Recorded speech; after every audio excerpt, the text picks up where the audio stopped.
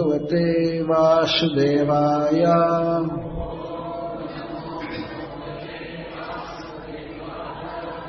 ओम नमो भगवते वासुदेवाय।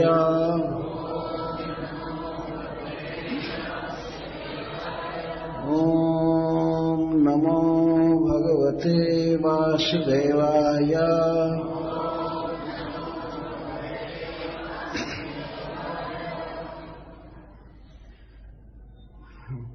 श्लोक 17 ब्रह्म तेजो विनिर्मुक्तैः आत्मजैः सह कृष्णया प्रयाणाभिमुखं कृष्णम् इदमाह पृथा सती। श्रीकुन्ती उवाच नमस्ये पुरुषं त्वाद्यम् ईश्वरं प्रकृतेः परम् अलक्ष्यं सर्वभूतानां अन्तर्बहिरवस्थितम् माया जवनिकाच्छन्नम् अज्ञाधोक्षजमव्ययम् न लक्ष्यसे मूढदृशा नटो नाट्यधरो यथा तथा परमहंसानां मुनीनाममलात्मनां भक्तियोगविधानार्थं कथं पश्येमहि स्त्रियः। कृष्णाय वासुदेवाय देवकी नंदनाय च नंदगोपकुमाराय गोविन्दाय नमो नमः। नमः पंकजनाभाय नमः पंकजमालिने नमः पंकजनेत्राय नमस्ते पंकजांग्रये। ब्रह्म तेजः ब्रह्मास्त्र से विनिर्मुक्तैः जो पूर्णतः मुक्त हो चुके थे आत्मजैः सह अपने पुत्रों के साथ कृष्णया कृष्णा के साथ द्रौपदी के साथ प्रयाणाभिमुखं द्वारका जाने के लिए प्रस्तुत कृष्ण से इदम यह जो कहा जाएगा आह कहने लगी पृथा कुंती सती परम वैष्णवी। श्री कुंती उवाच श्री कुंती महारानी ने कहना प्रारंभ किया नमस्ते मैं नमस्कार करती हूँ पुरुषम आद्य क्योंकि आप आदि पुरुष हैं। ईश्वर प्रकृति के नियंता हैं। प्रकृति परम और प्रकृति से परे हैं। अलक्ष्य फिर भी आपको लोग समझ नहीं पाते हैं। सर्वभूतानां समस्त प्राणियों के अंतः बहिः भीतर और बाहर अवस्थित आप अवस्थित हैं, तथापि अलक्ष्यम। माया जवनिका छन्न, अपनी योग माया के पर्दे से आप अपने को ढके रहते हैं। अज्ञा, मुझ अज्ञा के द्वारा भक्ति योग से अनभिज्ञ मेरे द्वारा आप नहीं समझ में आ सकते हैं। अधोक्षजम, क्योंकि आप इंद्रियों के ज्ञान से परे हैं। अव्ययम, आप अपरिच्छिन्न हैं, सभी देश में और सभी काल में आप विद्यमान हैं। न लक्ष्य से,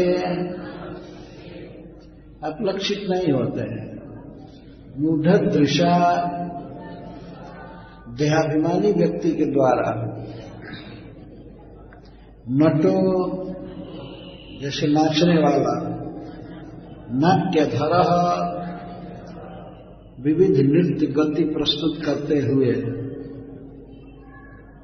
जथा जैसे।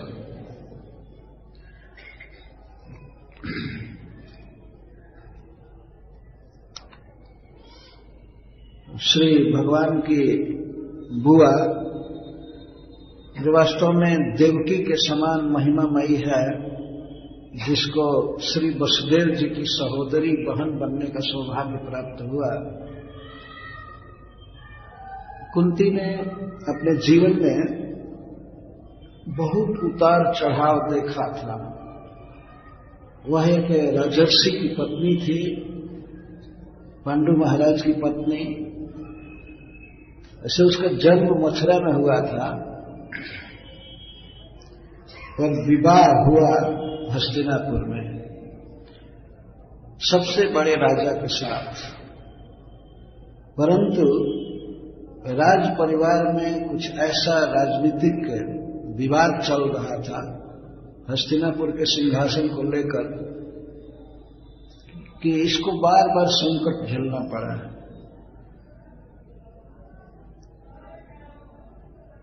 बहुत अल्प समय ही अपने पति के साथ रह पाई। दैव जोग से पांडु महाराज का निधन हो गया और यह बेचारी विधवा हो गई। उसके बाद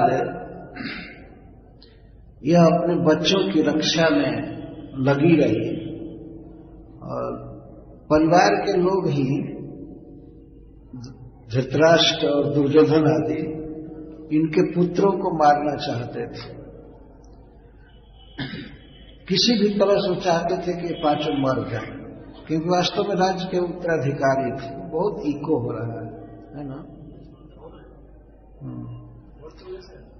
तो जैसे लाक्षा भवन में जलाने का प्रयास करना, भीमसेन को विष देना, फिर राज्य का अपहरण करना जुए के बहाने से, किसी भी तरह से हमेशा दुख में रही कुंती। परंतु किसी भी अवस्था में यह पूर्ण रूप से भगवान कृष्ण का भक्त थी। अतः श्री भगवान इसकी रक्षा करते रहे और इसके पुत्रों की रक्षा करते रहे सब समय। तो भगवान कृष्ण के द्वारा किए गए उपकार को ये जानती थी और भगवान की महिमा को भी पूरा पूरा जानती है। कुंती को ज्ञान है कि ये साक्षात भगवान है, परंतु चूंकि भगवान का वह एक परिकर है,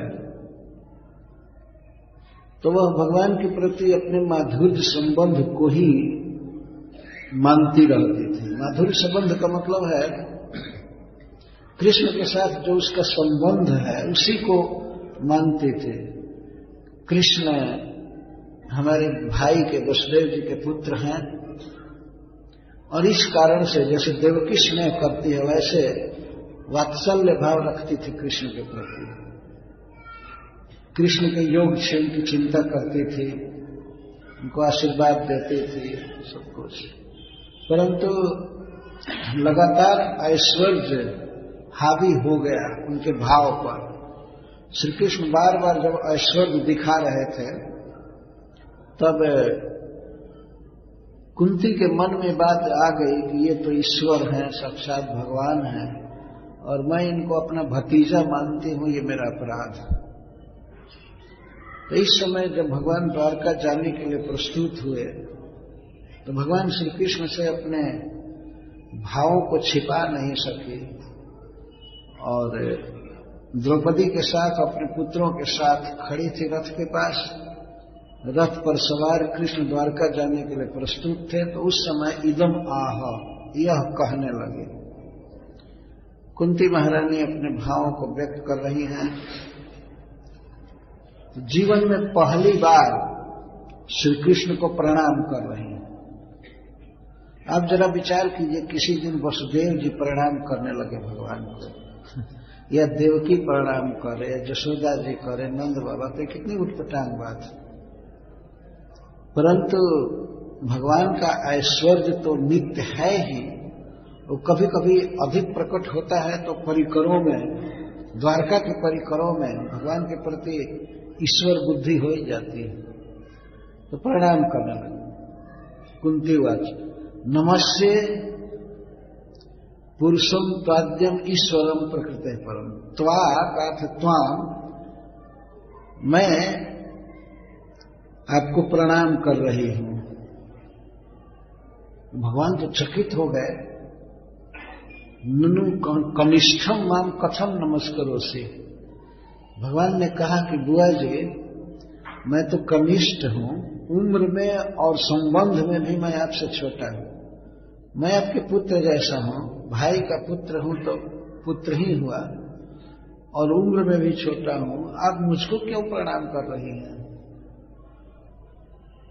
श्रीपद श्रीधर स्वामी टीका में लिखते हैं, ननो कनिष्ठम माम कथम नमस्करोसि। मुझ छोटे को आप क्यों प्रणाम कर रही हैं? भगवान लज्जित हो रहे थे रथ पर बैठकर।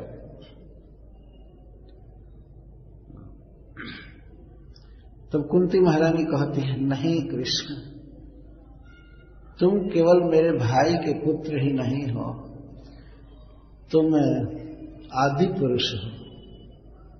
आदि पुरुष तो नारायण हैं, विष्णु हैं, भगवान, जिन्होंने सबको जन्म दिया है, सबको जो पोष रहे हैं, सबको संयम में रखते हैं, जो ब्रह्मा जी को भी जन्म दिए, शिव जी को जन्म दिए, सब देवताओं को, वो है आदि पुरुष, पहला व्यक्ति। आदि पुरुष का अर्थ पहला नहीं होता, आदि का अर्थ होता है अनादि, जिसका कोई शुरुआत नहीं है, प्रारंभ नहीं है, और उसी से सबका जन्म हुआ है, उसको आदि पुरुष कहते हैं। पर प्रकट लीला में तो भगवान वसुदेव जी से जन्म लिए हैं। तो प्रश्न हो सकता है, क्या वसुदेव जी आदि पुरुष हैं जिनसे कृष्ण जन्म लिए? नहीं। वास्तविक बात यह है कि चाहे वसुदेव जी अथवा नंद महाराज या जशोदा या देवकी कोई भी हो, इन सबके कारण कृष्ण है। कृष्ण से ही सबका जन्म हुआ है।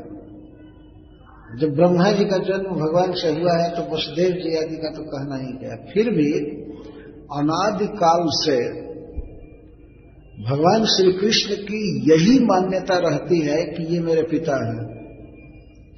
उनके वात्सल्यमयी भक्ति से वे प्रभावित रहते हैं, स्नेह रहता है वसुदेव जी का। आपने पढ़ा होगा भागवत में कि ब्रज से जब कृष्ण मथुरा गए तो वसुदेव जी को ये चिंता हुई कि मेरा बेटा पढ़ा नहीं, ये गाय बकरी चराता रहा, कोई पढ़ाई लिखाई नहीं, तो तुरंत उज्जैन भेज दिए पढ़ने के लिए। ये पिता का वात्सल्य था। जैसे माता पिता व्यग्र रहते हैं कि हमारा बेटा पढ़े, अच्छा बने, भविष्य में इसे कोई दिक्कत ना हो। तो वसुदेव जी के हृदय में वात्सल्य था, तुरंत उज्जैन भेज दिए पढ़ने के लिए। और तो इस तरह से योगक्षेम की चिंता कहते हैं इसको। कुंती हमेशा स्नेह करती थी भगवान के प्रति, सब तरह से मानती थी, लेकिन आज वो प्रणाम कर रही थी। तो प्रणाम करने पर जब भगवान ने ऑब्जेक्शन किया तो कहती है नहीं नहीं, अगर मान लीजिए कुंती कहे कि यदि भगवान कहे कि मुझ भतीजे को क्यों प्रणाम कर रहे हो, क्यों मुझे शर्मिंदा कर रही हो, इस प्रकार की बात क्यों करने लगे? क्या बुआ पागल हो गई है क्या? आज कुछ हो गया क्या? हमको क्यों प्रणाम कर रही हो?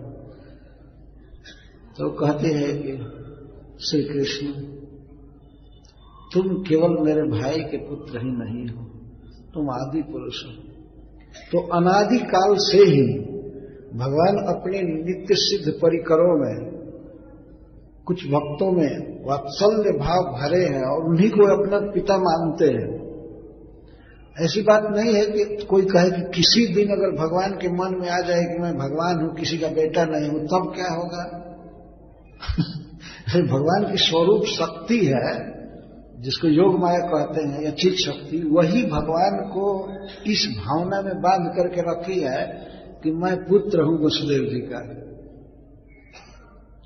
ऐसा कभी भी समय नहीं आएगा कि ये भावना भगवान की होगी कि मैं पुत्र नहीं हूं, मैं ईश्वर हूं, मैं भगवान हूं और मैं क्यों किसी को प्रणाम करूं। ऐसा कभी नहीं हो सकता है। वे वसुदेव जी के पुत्र ही हैं और रहेंगे, भले वे आदि पुरुष हैं, आद्यम पुरुष हैं। आदि पुरुष, पुरुष का अर्थ होता है पूर्ण।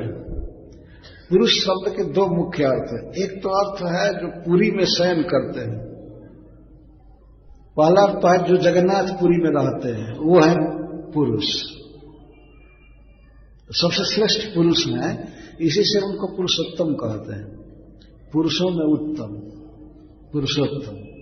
अतोस्मि लोके वेदे च प्रथितः पुरुषोत्तम, सबसे उत्तम पुरुष है। उत्तम पुरुष का अर्थ है सबसे अधिक धनवान, सबसे अधिक सुंदर, विद्वान, और इसके साथ यह भी कि जो मरण और जन्म से शून्य है, उनका कभी जन्म नहीं होता है, कभी मरण नहीं हो सकता है, इसलिए भी उत्तम पुरुष है, पुरुषोत्तम है।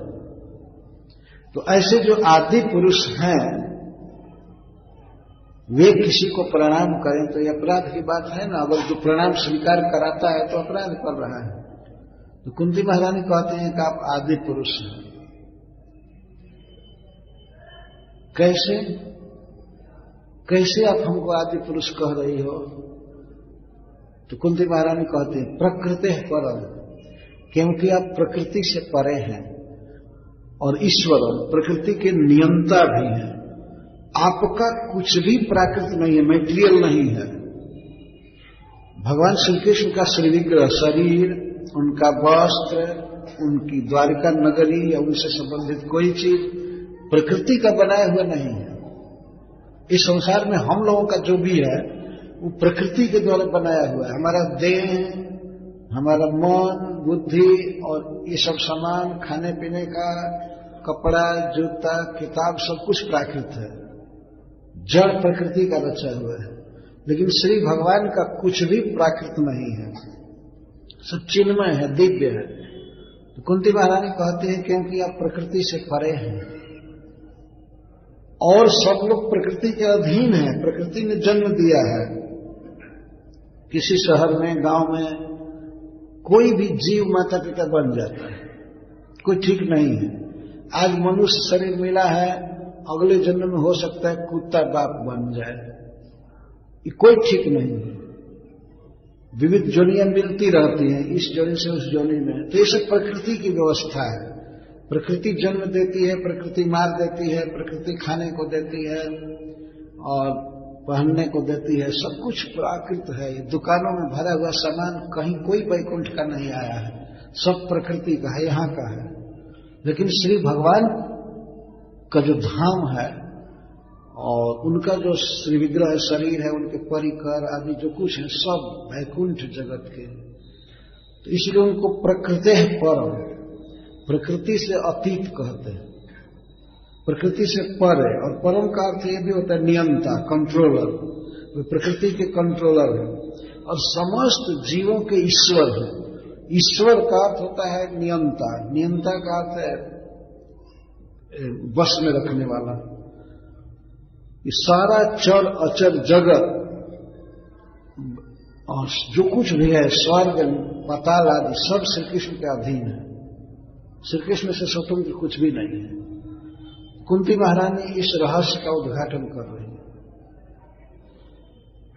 यह भी दूसरे श्लोक में कहती हैं कि मैं अज्ञा हूं और मूढ़ दृक् हूं। मूढ़ दृक् का अर्थ होता है मैं देहाभिमानी हूं, देह को मैं मानती हूं, इतना अज्ञ मैं हूं। और अज्ञा का अर्थ है भक्ति योग से अनभिज्ञ, मैं तो भक्ति योग भी नहीं जानती हूं कृष्ण। इसीलिए हे प्रभु मैं केवल आपको नमस्कार भर कर सकती हूं, मुझे कोई ज्ञान नहीं है। अरे सारी बातें तो कह ही दे कि कृष्ण क्या है, फिर भी कहती है मैं आपको नहीं जानती मैं आपको नहीं जानती हूं, मैं मूढ़ दृक् हूं। जो व्यक्ति शरीर को मैं मानता है उसको गीता में मूढ़ कहा गया है। मूढ़ोयम ना भी जानाति मां में व्या परमाव्य। मूढ़ व्यक्ति मुझको नहीं जानता है। जो देह को ही आत्मा मानता है उसको मूढ़ कहते हैं। मूढ़ मतलब एक नंबर का बेवकूफ, कोई कुछ नहीं जानता।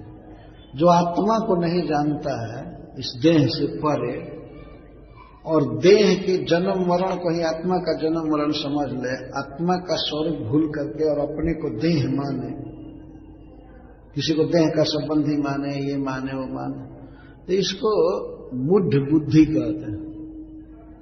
कुंती महारानी कहती है कि मैं एक देहाभिमानिनी जीव हूं और उसमें भी मैं स्त्री हूं। कथम पश्यन ही स्त्री, तीसरे श्लोक में कहते हैं। ऐसे वो स्वीकार करते हैं हम स्त्रियों के पास तो ऐसे ही कम बुद्धि है, उसमें भी मैं बहुत अज्ञ हूं, विवेकहीन हूं। तो हे प्रभु मैं आपको कैसे जान सकती हूं? तो बिना जाने प्रणाम कैसे कर रही हो? तो प्रणाम तो कर रही है, जान गई है। वास्तविक बात यह है कि जब जल दिया जा रहा था अपने स्वजनों को, तो कुंती महारानी जल में स्नान कर रही थी जल देने के लिए। तो उन्होंने युधिष्ठिर के पास जा करके कुछ कहा। सब लोग देख रहे थे कि युधिष्ठिर के पास उनकी मां जा रही है, और जा करके कानों के पास धीरे से उसने कहा कि बेटा तुम कर्ण को भी जल दो। तो महाराज युधिष्ठिर बिल्कुल चकित हो गए। कर्ण को? कर्ण मेरा कौन संबंधी है कि मैं उसको जल दूं? तो कुंती ने कहा कि बेटा वो तुम्हारा बड़ा भाई है। बहुत धीरे से बोला, दूसरे लोग न सुने। महाराज युधिष्ठिर चकित हो गए, वो कैसे तुम्हारा पुत्र है?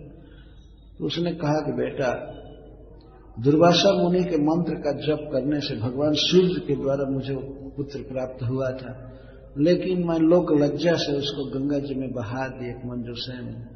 तो तुम्हारा बड़ा भाई है, तुम उसको जल दो। ये सुनकर युधिष्ठिर महाराज कहते हैं कि मां मैं कभी कभी कर्ण के शरीर की बनावट को देखता था, खास करके पैर को, चेहरे को, तो मुझे ऐसे शंका हो रही थी कि ये मेरे मां जैसी सूरत शकल वाला क्यों है। ऐसा महाभारत में लिखा गया है। मैं पैर देखता था, चेहरा देखता था, तो ऐसे में सोचा करता था कि मेरी मां जैसा इसकी सूरत शकल है, किंतु तुमने बताया क्यों नहीं? यदि मुझे पता चल गया होता कि कर्ण मेरा बड़ा भाई है तो मैं कभी भी युद्ध नहीं करता, क्योंकि राज्य तो उसका है। तब कुंती ने समझाया कि नहीं बेटा, राज्य तुम्हारा है, क्योंकि तुम अपने पिताजी से जन्म लिए हो, राज्य तो तुम्हारा ही है। लेकिन युधिष्ठिर महाराज और शोकग्रस्त हो गए, और उस समय उन्होंने गंगा जी का पानी उठा करके साफ दिया, केवल कुंती को नहीं सारी स्त्रियों को, कि आज से स्त्रियों के हृदय में कोई भी गुप्त बात छिप करके नहीं रह सकती है। ऐसा उन्होंने संकल्प किया। तो उसके बाद ही कुंती महारानी भगवान की स्तुति कर रही हैं, तो उनसे बात छिपी नहीं रह गई। कृष्ण साक्षात परब्रह्म है, परमात्मा है, ईश्वर हो, लगी बकने। कुछ आचार्य ऐसे टीका करते हैं, जब साफ हो गया कि छिपा नहीं सकते तो भी नहीं छिपाएंगे, लगी कहने कृष्ण साक्षात परमेश्वर है, भगवान है, स्वयं भगवान है, ये है वो है वो। इसलिए विश्वनाथ चक्रवर्ती ठाकुर ने एक जगह पर कहा है कि युधिष्ठिर महाराज का साफ था, तो भगवान के विषय में जो परम रहस्य है उसको भी बताई है तृतीय श्लोक में, और कहते हैं कि मैं भला कैसे जान सकती हूँ, कथम पश्येम ही स्त्रिय, हम स्त्रियां भला आपको कैसे जान सकती हैं। आपको तो विवेकी लोग जानते हैं, परमहंस लोग, अमलात्मा लोग, मुनि लोग जानते हैं, हम स्त्रियां कैसे जान सकते हैं। तो सारी बातें तो उगल दिया कि कृष्ण क्या है, फिर कहती है हम भला कैसे जानेंगे। तो श्री कृष्ण को कह रही हैं कि आप प्रकृति परम, आप प्रकृति से परे हैं, और केवल परे ही नहीं है, प्रकृति के नियंता भी भगवान है। ये माया शक्ति भगवान के अधीन रहती है और सारे जीव माया के अधीन रहते हैं। माया भगवान के अधीन रहती है और माया के अधीन सब लोग हैं। भगवान श्री कृष्ण माया के अधीन नहीं है। जो लोग यह केवल कहते हैं, इतना स्वीकार करते हैं कि कृष्ण को हम महापुरुष मानते हैं लेकिन भगवान नहीं मानते हैं, तो वे मूढ़ श्रेणी में हैं। उनको कम से कम इतने टाइटल लेना चाहिए कि मैं 3rd क्लास का बेवकूफ हूं या 1st क्लास का बेवकूफ। श्री कृष्ण को ये कहें कि महापुरुष है, महामानव है, ये भगवान नहीं, इसका मतलब तुम भगवान के बारे में जानते ही नहीं कि भगवान किसको कहते हैं। यदि भगवत्ता के सारे लक्षण कोई जाने तो श्री कृष्ण को सबसे पहले स्वीकार करेगा कि श्री कृष्ण स्वयं भगवान है। ये आज की बात नहीं, श्रीपाद शंकराचार्य ने स्वीकार किया, रामानुजाचार्य ने, निम्बार्काचार्य ने, चैतन्य महाप्रभु ने, और उस समय के लीला काल में जितने भी बड़े बड़े लोग थे सबने श्री कृष्ण को स्वीकार किया कि साक्षात परमेश्वर है, साक्षात भगवान। लोग ऐसे दिखाते थे हस्तिनापुर आदि में, देखो जो प्रभु प्रलय काल में क्षीर समुद्र में शयन करते हैं वही यहां रथ पर बैठे घूम रहे हैं। ऐसे स्त्रियां बात करती, सबको विदित बात थी कि साक्षात भगवान। एक बार व्यक्ति हमसे मिला जो हिंदू नहीं था, दूसरे धर्म का था। उसने कहा कि स्वामी जी, हम वाकई में कृष्ण को तो भगवान स्वीकार कर सकते हैं क्योंकि इनकी लीलाएं हैं ऐसी, लेकिन और नाम रखकर एक दो अवतार को कहा कि उनको नहीं मान सकते हैं जो स्त्री के विरह में इतना रोए। भगवान राम को कहा, यद्यपि भगवान राम स्वयं भगवान ही है, कोई अंतर नहीं, लेकिन वो कह रहा था कि मैं कृष्ण को स्वीकार करता हूं कि भगवान है, लेकिन राम को नहीं, क्योंकि राम भगवान तो मर्यादा का अवतार लिए थे, अपने को छिपा कर रखते थे, नहीं भगवान श्री कृष्ण कभी नहीं छिपाते थे। अगर कोई चैलेंज करता था तो प्रकट कर देते थे। महाभारत युद्ध के बाद जब द्वारका जा रहे थे तो रास्ते में एक उत्तंक ऋषि मिले। उत्तंक बहुत तेजस्वी ऋषि थे। उन्होंने कहा कि कृष्ण चाहते तो ये रोक दिए होते युद्ध को, लेकिन ये कराए हैं युद्ध। अर्जुन को उकसा करके शुरू दिन ही गीता जयंती के दिन इन्होंने युद्ध कराया, इसलिए मैं इसको साफ दूंगा कृष्ण को। अपने परिवार के लोगों में झगड़ा कराया, ये कराया, मैं साफ दूंगा। जब साफ देने के लिए सामने आए तो भगवान ने उनको अपना विराट रूप दिखाया। उत्तंक तो छटपटा करके गिर गए, हाय हाय करने लगे, फिर बाद में क्षमा मांगे। ऐसा नहीं था कि भगवान दब करके रहे कि हमको कोई जान न ले कि भगवान है। उन्होंने दिखाया, मां यशोदा को 2 बार अपना रूप दिखाया। एक बार तो दूध पी करके गोद में जम्हाई ले रहे थे और यशोदा से दूध पिला रही थी। जम्हाई से मुंह खुला तो उसमें तीनों जगत की सभी चीजों को भगवान ने दिखा दिया। मां यशोदा तो घबरा गई कि ये क्या देख रही है। और दूसरी बार लाला ने मिट्टी खा लिया तो मिट्टी उगलवा रही थी, निकालो मिट्टी अपने मुख से, उस समय दिखा दिया। तो मां यशोदा सोचती थी कि ये कोई ग्रह लग रहा है, क्या हो रहा है, किसी भूत का कोई जंजाल है, हमारे बेटा के मुंह में ये सब क्या है। अब बाद में सब तिरोहित हो गया। तो मां जसोदा पर ऐश्वर्य का कोई प्रभाव नहीं होता है, कितना भी कृष्ण अपना ऐश्वर्य दिखा। तो ऐसे भगवान श्री कृष्ण अपना विराट रूप दिखाते ही रहते थे। अर्जुन को दिखाया, दुर्योधन को दिखाए, संधिदूत बन करके गए थे, तो छिपी नहीं थी। सारे जगत में बात का प्रचार था कि कृष्ण स्वयं जगदीश्वर हैं, परमात्मा है, भगवान है। ये छिपी हुई बात नहीं थी। तो कुंती महारानी यहां रहस्योद्घाटन कर रही हैं। नमस्ते पुरुषम त्वाद्यम, मैं आपको नमस्कार कर रही हूं। क्यों हुआ? क्योंकि आप आदि पुरुष, आप आदि पुरुष हैं, सबके जन्मदाता हैं। कैसे जन्मते हो आदि पुरुष हैं? क्यों ऐसा कहते? क्योंकि प्रकृति है परम, आप प्रकृति से परे हैं और ईश्वरम, प्रकृति के नियंता भी हैं।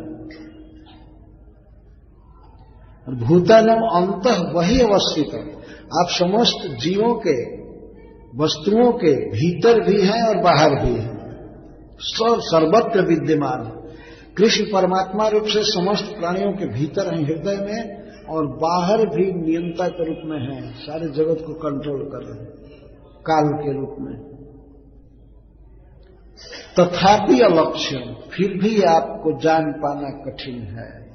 अलक्ष्यम, इतना सब कुछ है फिर भी आपको लोग नहीं जान पाते हैं। मैं इस बात का आश्चर्य है, जो सर्वत्र व्याप्त हैं, सबके हृदय में हैं, जो प्रकृति के नियंता हैं, जो आदि पुरुष हैं, उनको लोग नहीं जान पाते। आप अलक्ष्य रहते।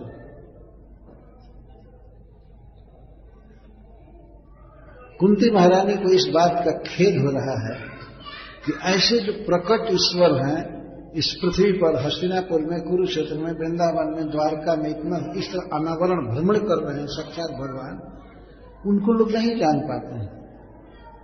और मिथ्या कल्पना करके, आंख बंद करके अलख निरंजन ऐसे चिल्लाते रहते हैं। कोई धारणा नहीं है। अरे ऊपर वाला देख रहा है, ऊपर वाला क्या कोई गिद्ध देख रहा है? ऊपर तो गिद्ध भी उड़ता है ना, ऊपर वाला देख रहा है। तुम्हारे भीतर भी है, बाहर भी है, सर्वत्र अवस्थित है, उसको नहीं जान पाते हैं। तो अलक्ष्यम, और कल्पना करते हैं, ध्यान करो, ये करो, वो करो, परमात्मा को पाओ, ये सब थोथी बातें हैं। जब प्रकट भगवान अपने धाम से यहां उतार लिए हैं और विविध जगह लीला कर रहे हैं, और उस पर भी गीता का उपदेश किए हैं, ऐसे प्रभु को न मान करके क्या कल्पना करना है? तो मूढ़ता है ना। वास्तविक बात है कि कुंती महारानी मूढ़ नहीं है, कुंती महारानी अज्ञ नहीं है, लेकिन श्री कृष्ण को इस रूप में नहीं जानने वाले लोग मूढ़ हैं और अज्ञ हैं, जो नहीं जानते। जो प्रकट कृष्ण है, प्रकट ईश्वर, न लक्ष्य से मूढ़ दृशा नटो नाट्य धरो जाता। मैं अलक्ष्यम सर्वभूता नाम अंतर बहिर्वस्तु। आश्चर्य की बात है, जो भगवान भीतर भी हैं, बाहर भी हैं, सर्वत्र हैं। बाहर का मतलब कहाँ है? बाहर पुरी में है, जो द्वारका में है, कुरुक्षेत्र में है, वृंदावन में, मंदिर मंदिर में भरे पड़े हैं, बाहर सब जगह जगन्नाथपुरी में विराजते हैं, फिर भी लोगों के लिए अलग, लोग समझ नहीं पाते हैं। और भगवान श्री कृष्ण भी कहे हैं कि ना हम प्रकाश सर्वस्य जोग माया समागत, मैं भी अपने को ढके रहता हूं। तो जीवों की कोई इच्छा नहीं है कृष्ण को जानने की, भगवान से प्रेम करने की, और उनको जानने की किसी को लालसा नहीं है। अपने काम धंधा, ये करो, ये कमाओ, खाओ, ये करो, ये करो, इसी में लोग व्यस्त हैं। तो भगवान की भी इच्छा नहीं है कि वो दिखाए। इसलिए कहते मैं भी जोग माया से अपने को ढका रहता हूं। ठीक है, तुम मुझे समझने का प्रयास नहीं करते हो, तो मैं भी नहीं समझाने का प्रयास कर रहा हूं। और गीता में 2-4 जगह गाली भी देते हैं, अवजानन्ति मां मूढ़ा मानुषीम तनुमासत परम भावम अजानन्तो मम भूत महेश्वरम। भगवान कहते हैं कि मूढ़ लोग मुझे नहीं जानते हैं, मुझे मनुष्य समझते हैं। अवजानन्ति मां मूढ़ा मानुषीम तनुमासत, मुझको मनुष्य समझते हैं। तो कहना ये तो देवकी का लड़का है, ये युद्ध भूमि छोड़कर भाग गया, ये बचपन में बहुत लोभी था, माखन खाता रहता था, मट्ठा पीता रहता था, कुछ लोग यहां तक कहते हैं तो लड़कियों के साथ नाचता था, ये करता था, वो करता था। मूर्ख लोग समझ ही नहीं पाते हैं। और एक भक्त ने तो यहां तक लिखा कि भगवान समझाना भी नहीं चाहते। कहते हैं नाहम प्रकाश सर्वस्य, मैं सबके सामने अपने रहस्य तत्व का प्रकाशन नहीं करता हूं। योग माया समावृत, मैं योग माया से अपने को ढके रहता हूं और महामाया उनकी आंख पर पर्दा डालती। महामाया के द्वारा उनकी आंख नष्ट है और योग माया के द्वारा मैं ढका हूं। जब मैं भी ऐसी लीला करता हूं कि लोग मुझको मनुष्य ही समझते हैं। वास्तव में इस तरह की लीला करते, जैसे मान लीजिए उन्होंने रुक्मिणी का हरण किया, तो रुक्मिणी का हरण करने में कुछ लोग ये कहते थे कृष्ण महाकामी है और स्त्री का अपहरण करते हुए घूम रहा है। ये पता होना चाहिए कि वो रुक्मिणी आत्महत्या करने जा रही थी। यदि कृष्ण नहीं अपहरण किए होते तो वह मर गई होती। भगवान उसके प्रेम की रक्षा के लिए उसका अपहरण किए थे। ऐसे नहीं कि कोई लंपट पुरुष हैं स्त्री को भोगना चाहते हैं, ऐसी बात नहीं है। कुछ लोग कहते हैं अगर वो लंपट नहीं होते तो 16,108 विवाह कैसे करते। तो किसी लंपट व्यक्ति में सामर्थ्य है क्या 16,000 विवाह करने की? जरा विचार कीजिए। 16,000 विवाह किया भगवान ने, और सुखदेव गोस्वामी भागवत में 3 बार बोले हैं कि भगवान के मन को कोई भी स्त्री खींचने में समर्थ नहीं हुई। और जितनी भी संतान हुई थी सब अवरुद्ध सौरता, भगवान के वीर से किसी का उत्पादन नहीं हुआ था। आज तक भगवान श्री कृष्ण का वीर स्खलित हुआ ही नहीं। यहां तक शिव जी का स्खलित हो चुका और सब कई लोग, लेकिन भगवान श्री कृष्ण अखंड ब्रह्मचारी है। 16,108 स्त्रियों का पति अखंड ब्रह्मचारी है। ये कई जगह बात लिखी गई है। ये उनकी ईश्वरता है। ऐसा नहीं है कि वो स्त्री के प्रति लंपट है इसलिए यहां से वहां कई जगह से विवाह किए। वो बड़भाग्नि स्त्रियां श्री कृष्ण को अपना पति मान चुकी थी। वो विवाह करते या नहीं करते, लेकिन वो तो समर्पण कर चुकी थी अपना जीवन श्री कृष्ण को, इसलिए श्री कृष्ण उनको स्वीकार किए। और चूंकि ये साक्षात भगवान है, अतः प्रत्येक स्त्री के साथ एक एक रूप से रहते थे। 16,108 भवन बने हुए थे, राजभवन, जिसमें सारी सामग्रियां थी एक एक स्त्री के लिए, और एक एक रूप से भगवान श्री कृष्ण सबके साथ रह रहे थे। यह है भगवान की भगवत्ता। लेकिन मूढ़ दृश्य माया जवनिका छन्नम अज्ञाधोक्षरमव्ययम न लक्ष्य से मूढ़ दृश्य नटो नाट्य धरोजत। पहले श्लोक में कह रहे अलक्ष्यम और इसमें कह रहे न लक्ष्य से।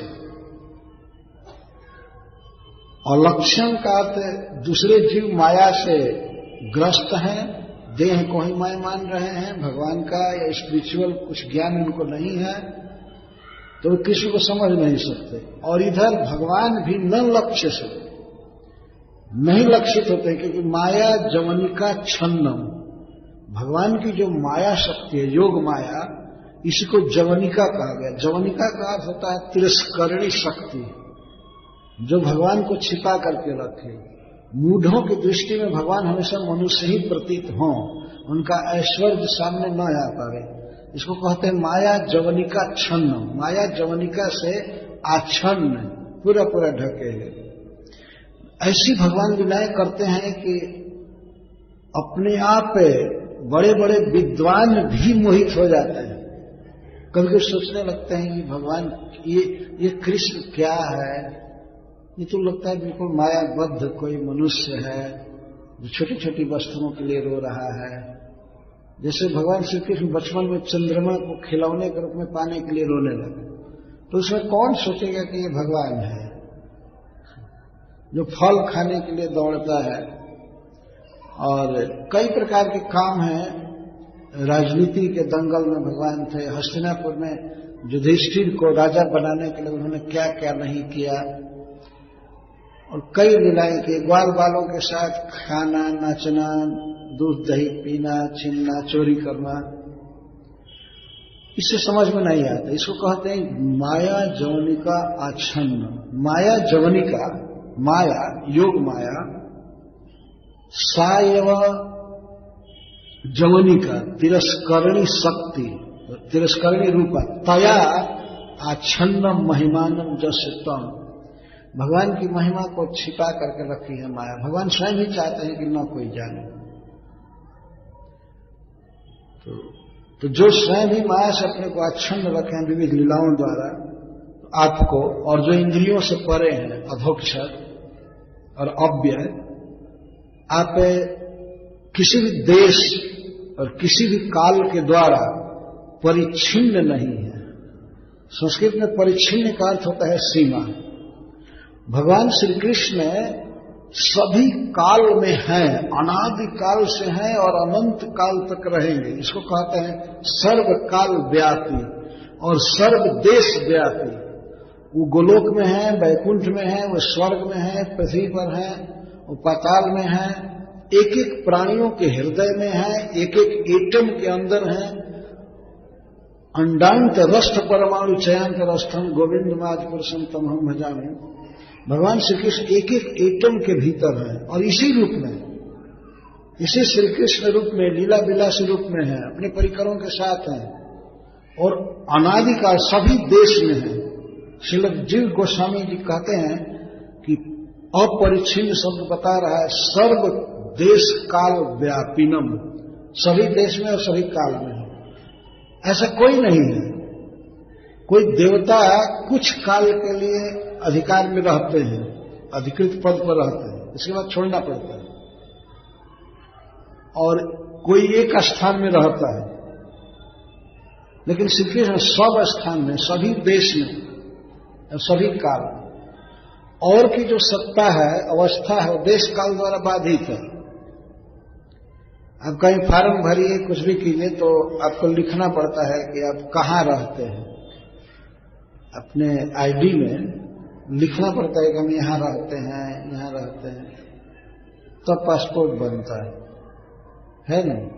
अगर कोई लिख दे कि हम सर्वव्यापी हैं तो ठीक है, तो सर्वव्यापी हो तो अमेरिका में हो ही, जाने की क्या जरूरत है। जो सर्वव्यापक, देश लिखना पड़ता है, स्थान के, हम यहाँ रहते हैं, यहाँ रहते हैं, यहाँ रहते हैं, यहाँ रहते हैं। और जन्म कब हुआ ये भी लिखना होता है, कितने वर्ष के हुए, और बाद में मरने के बाद दूसरे लोग लिखेंगे एक्सपायरी डेट, कब खत्म हो गए। इसको काल द्वारा सीमित कहते। प्रत्येक व्यक्ति काल के अधीन है, जन्म और मृत्यु के बीच में वह स्थिति है, और वो भी कोई वास्तविक स्थिति नहीं है। जन्म के समय ज्ञान कैसा रहता है, शरीर कैसा रहता है, और युवावस्था में कैसा होता है, इसके बाद वृद्ध होना पड़ता है। 50 या 100 वर्ष के अंदर ही कितनी लीलाएं बदल जाती है जीव की। लीला नहीं कहेंगे, कितनी अवस्था बदलती है, और इसमें मर जाना पड़ता है। तो इसको कहते हैं सभी काल में नहीं है, कुछ काल में है, और सभी देश में नहीं है। कुंती महारानी ने स्पष्ट देखा, समझा कि ये द्वारका जाने के लिए रथ पर भी बैठे हैं, और इसके साथ उत्तरा के गर्भ में भी गए। अपने योग बल से अति सूक्ष्म बन करके उत्तरा के गर्भ में गए, तो उत्तरा के गर्भ की रक्षा किए और रथ पर भी बैठे रहे। तो कोई आश्चर्य नहीं, वो तो सर्वभूता नाम अंतर बहिर्वस्थित, सभी जीवों के भीतर और बाहर श्री कृष्ण रहते हैं। तो माया जवनिका छन्नम अज्ञा धोक्षजम अव्ययम, अव्ययम का श्रीपाद जीव गोस्वामी करते हैं अपरिच्छिन्नम। श्रीधर स्वामी जी भी ने अर्थ किया अपरिच्छिन्नम। इसकी व्याख्या जीव गोस्वामी जी करते हैं सर्व काल देश व्यापिनम, सभी देश में है, सभी काल में है श्री कृष्ण। ऐसा नहीं कि अब श्री कृष्ण लीला किए और पहले लीला की अब नहीं है। जिस रूप में वे पृथ्वी पर प्रकट थे उसी रूप में वे आज भी हैं और सर्वत्र हैं। ऐसा नहीं केवल गोलोक में है, सब जगह वे हैं। तो न लक्ष्य से मूढ़ दृश्य नटो नाट्य धरो जथा, कुंती महारानी कहती हैं कि जब कोई व्यक्ति अभिनेता, नाचने वाला रंगमंच पर जब नाचता है तो नृत्य गीत के अनुसार नृत्य प्रस्तुत करता है, तो कभी कभी वो चंद्रमा का भाव बताता है, कमल का भाव बताता है, अनेक प्रकार के। लेकिन जो संगीत शास्त्र से अनभिज्ञ व्यक्ति है, वो नाटक करने वाले व्यक्ति के नृत्य गति आदि को नहीं समझ पाता कि ये नाचने वाला क्या कर रहा है, क्या भाव बता रहा है। जो संगीत को नहीं जानता है वो नहीं समझ पाता है, वो केवल देखता है एक नाच रहा है, लेकिन क्या क्या भाव बता रहा है कुछ भी नहीं जान पाता है। तो इस तरह से श्री कृष्ण नौ लक्ष्य से, श्री कृष्ण का अभिप्राय जल्दी समझ में नहीं आता है। कोई लीला ये क्यों कर रहे हैं, इसके पीछे इनका क्या आशय है, नहीं समझ में आते हैं। इसीलिए श्री कृष्ण के विषय में अनेक प्रकार की बात लोग बोला करते हैं, ये कर रहे हैं, ऐसे है, ऐसे है। जैसे देखिए प्रकट लीला, श्रील विश्वनाथ चक्रवर्ती ठाकुर लिखते हैं, पांडवों के पालन में आप तत्पर हैं। कुंती महारानी कह रही है, पांडवों के पालन में आप तत्पर हैं, सब तरह से बहुत स्नेह है, प्रेम है। फिर भी अश्वत्थामा के हृदय में, अश्वत्थामा आदि के हृदय में प्रेरणा करके पांडवों के वध के लिए शस्त्र ग्रहण कराते ही रहते हैं। यह अद्भुत लीला है, सबके हृदय में है, सबके अंतर्जामी है। मत्त स्मृति ज्ञान मपोहनम च, तो वे सबके हृदय में है, तो अश्वत्थामा के भी हृदय में है, दुशासन के भी हृदय में है, दुर्योधन के हृदय में है। तो पांडव की रक्षा करने में तत्पर है, फिर भी अश्वत्थामा आदि को प्रेरित करके अस्त्र ग्रहण आदि करवा ही देते हैं, और इधर रक्षा भी करते हैं। सुदर्शन चक्र से रक्षा भी करते हैं, परंतु अश्वत्थामा आदि के हृदय में रोक नहीं पाते हैं और उनको प्रेरित करते हैं कि पांडवों के वध के लिए ब्रह्मास्त्र चलाओ। तो अश्वत्थामा के हृदय में ऐसे प्रेरणा देते हैं और इधर रक्षा करते हैं।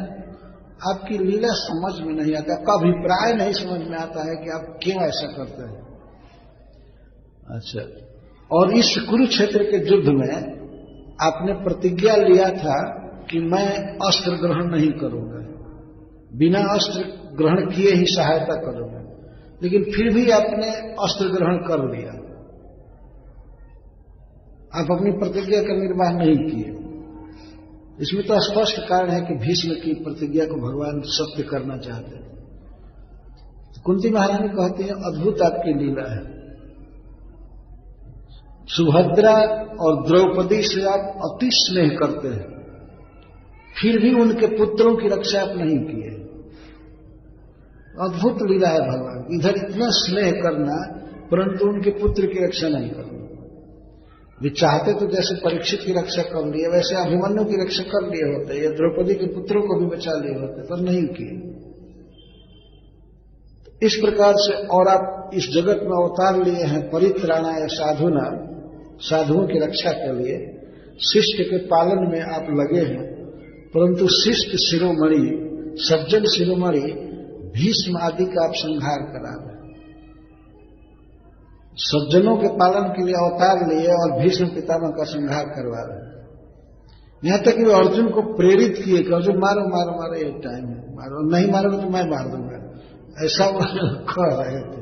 तो अर्जुन ने कहा, नहीं नहीं, आप अस्त्र रखिए रखिए रखिए, अस्त्र आपकी बेइज्जती होगी दुनिया में, मैं मार दूंगा, आप चिंता मत कीजिए। तो भगवान सज्जनों की रक्षा के लिए अवतार लिए हैं, पर फिर भी भीष्म पितामह आदि महान सज्जनों का घात करवा रहे, मरवा रहे। तो इस प्रकार की लीला का अभिप्राय नहीं समझ में आता है प्रभु। इसीलिए कुंती महारानी कहते हैं, अलक्ष्यम, यानी न लक्ष्य से मूढ़ दृशा नटो नाट्य धरोजत। नाटक करने वाले, नाचने वाले व्यक्ति के गति को तो देखा जाता है, लेकिन किस अभिप्राय से वो क्या कर रहा है, क्या भाव बता रहा है, ये नहीं जाना जा सकता। इस तरह से आपकी लीला का मर्म समझ में नहीं आता। मैं तो भक्ति योग से अनभिज्ञ हूं, अज्ञा, मैं अज्ञ हूं और मूढ़ दृष्टि। तब भगवान श्री कृष्ण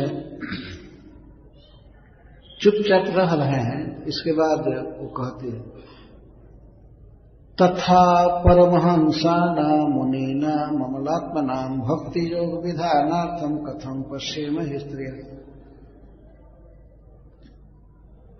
कुंती महारानी कहती हैं, प्रभु आपको ईश्वर के रूप में, प्रकृति के नियंता के रूप में, या अधोक्षक के रूप में, सर्वकाल देश व्यापी के रूप में कौन जान सकते हैं? तथा परमहंसा नाम मुनीना अमलात्मना, जो परमहंस है, जो आत्म अनात्म के विवेकी हैं, क्या स्पिरिचुअल है, क्या मैटेरियल है, मैटेरियल को छोड़ करके जो स्पिरिचुअल लाइफ में है उनको परमहंस कहते हैं।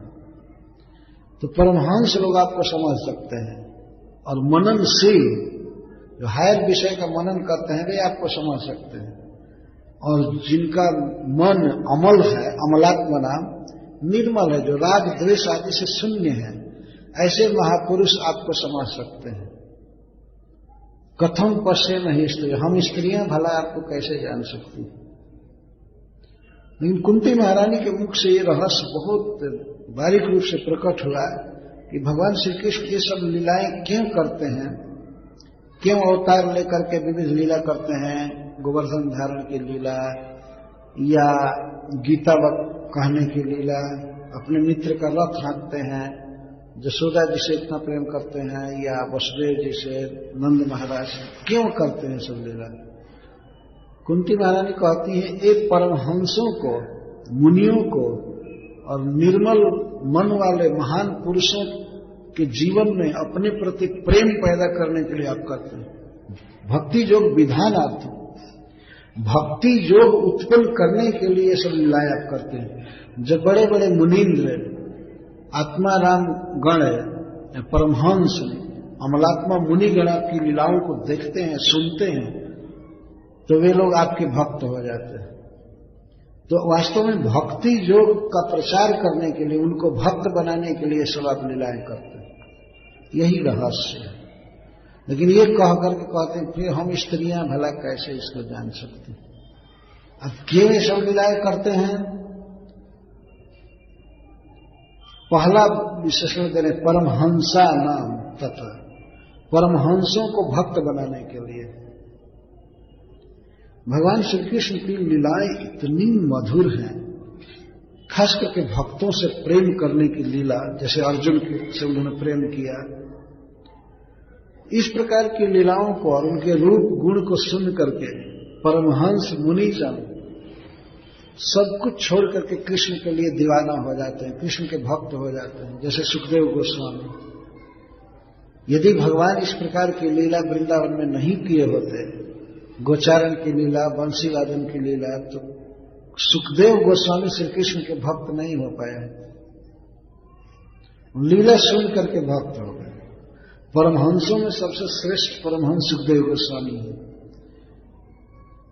और ऐसे लोग मुनि होते हैं। मुनि का अर्थ होता है मननशील, जो भगवान के विशेषताओं का मनन करे, उनके रूप गुण लीला आदि को मन में सोचे, तो उसको मुनि कहते हैं।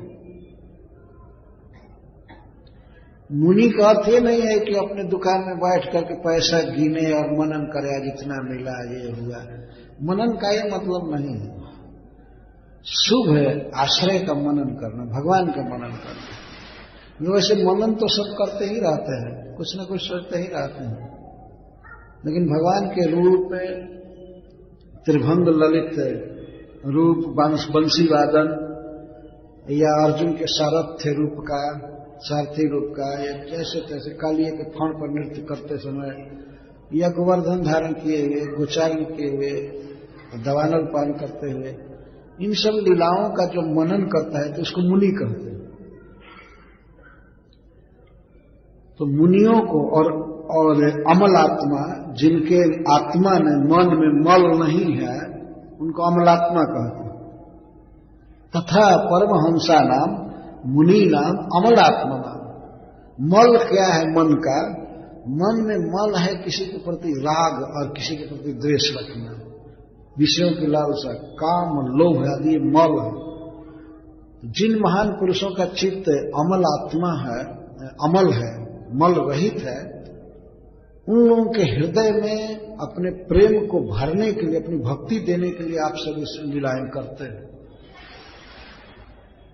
लेकिन भला हम स्त्रियां इसको कैसे जान सकती? ये कुंती महारानी का सहज दैन्य। श्रील प्रभुपाद जी कहते हैं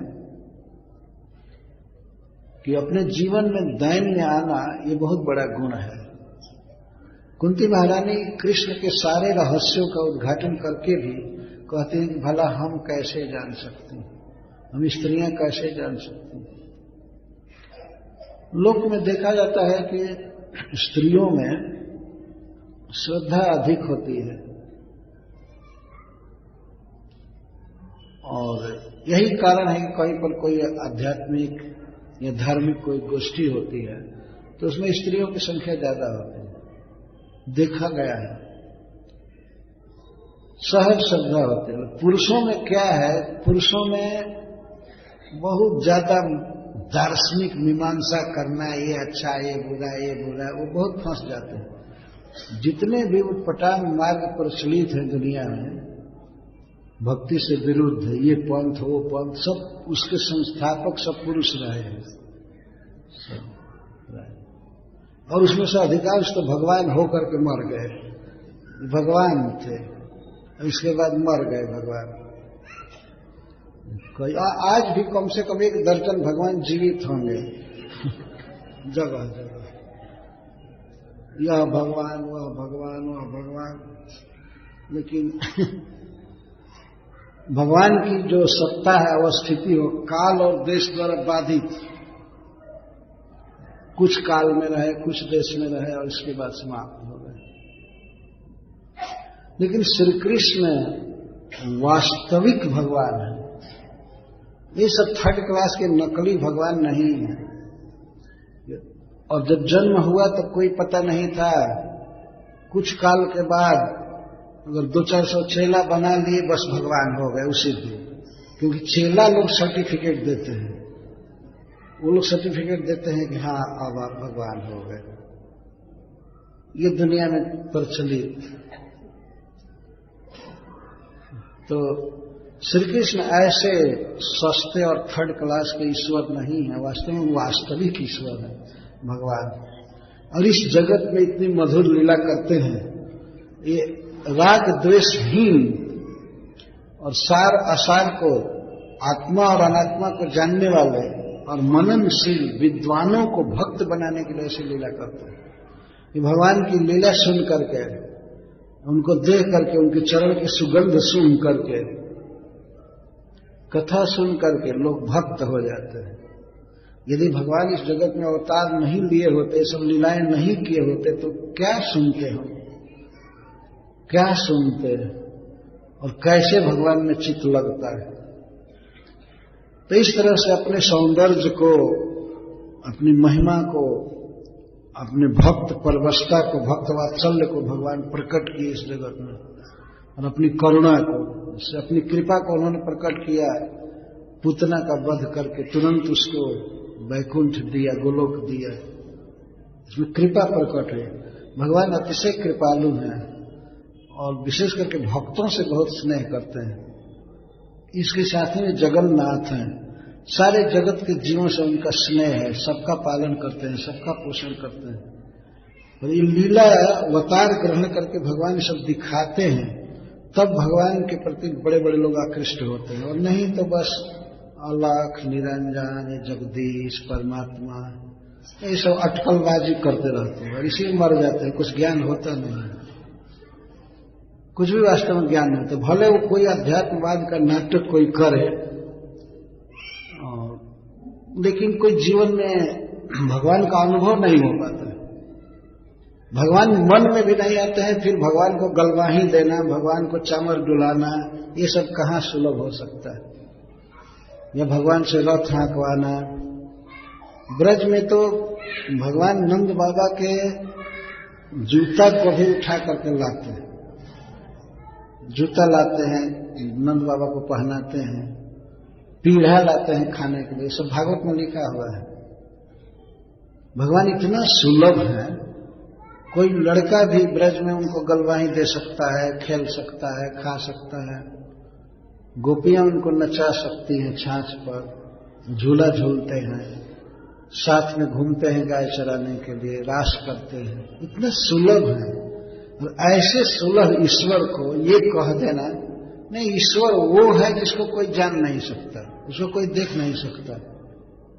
ये लोग कहते हैं ईश्वर की परिभाषा, ईश्वर कौन है? जिसको कोई जान ही नहीं सकता है। यही ज्ञान दे रहे, यही बताए कि उसको कोई जान नहीं सकता है, कि यही ईश्वर का ज्ञान है, उसको कोई जान ही नहीं सकता है। तो जान ही नहीं सकता तो है, जान ही नहीं सकता तो है या नहीं है, इसका प्रमाण कोई नहीं जान सकता तो तुम भी नहीं जानते हो ना। तो बोलने वाला कह रहा है कि हम नहीं जान सकते, तुम नहीं जान सकते, तो इस प्रवचन का मतलब क्या हुआ? इसको बकवाद कहते हैं। बकवाद, बक जो ब करोती सब बक, बगुले को बक कहा जाता है। बगुले जब पेड़ पर बैठते हैं तो बस एक ही शब्द बोलते हैं, ब ब ब। इस तरह से जो बोले बिना मतलब अनन्वय, जिसका कोई अन्वय नहीं, कोई अर्थ नहीं, तो इसको बकवाद कहते हैं, इसको बकवास कहते हैं। बकवाद।